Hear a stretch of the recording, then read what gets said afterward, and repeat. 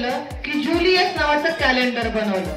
बरोबर आहे. त्याने कॅलेंडर कसं बनवलं तर हे कॅलेंडर जे आपण बघतो तर हे कॅलेंडर चंद्र आणि सूर्य हे जे काही फिरतात त्यांचं जे चक्र आहे, सूर्य किती दिवसामध्ये म्हणजे चंद्र आणि पृथ्वी सूर्याभोवती किती दिवसामध्ये एक फेरी पूर्ण करतात. बरोबर आहे. त्याच्यानुसार हे कॅलेंडर बनवलं गेलं.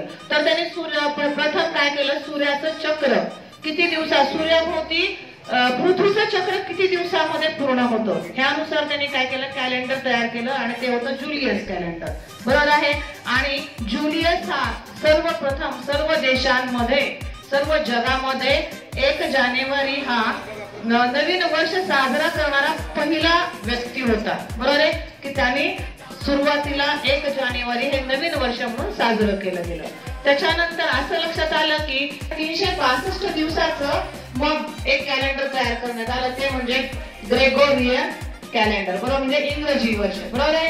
तर ह्या कॅलेंडरला सर्व बहुतेक राष्ट्रांनी काय दिली याला मान्यता दिली. बरोबर आहे. म्हणून बहुतेक देशांमध्ये ग्रेगोरियन कॅलेंडर वापरलं जातं आणि त्याच्यानुसार 1 जानेवारी हा दिवस बहुतेक देशांमध्ये बहुतेक राष्ट्र संस्कृतीनुसार म्हणजे आपल्याकडे भारत आहे आणि अजून काही देश आहेत की त्यांनी काय केलं त्यांनी चंद्रकलेनुसार चंद्राच्या फिरण्यानुसार त्यांनी काय केलं कॅलेंडर तयार केलं ते म्हणजे आपलं मराठी कॅलेंडर आहे. त्याच्यामध्ये पण 12 महिने आहेत चैत्र वैशाख माहिती आहे तुम्हाला.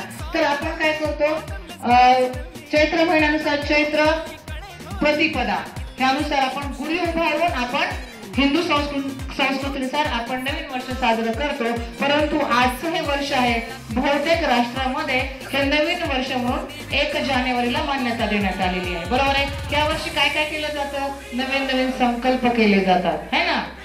तुम्ही सर्वांनी केला असेल संकल्प. काय केला संकल्प खूप अभ्यास करणार है ना, छान छान सवयी लावणार, सकाळी रोज उठणार है ना आणि आपल्यामध्ये ज्या काही वाईट गोष्टी आहेत त्या सोडून आपल्याला काय करायचंय नवीन नवीन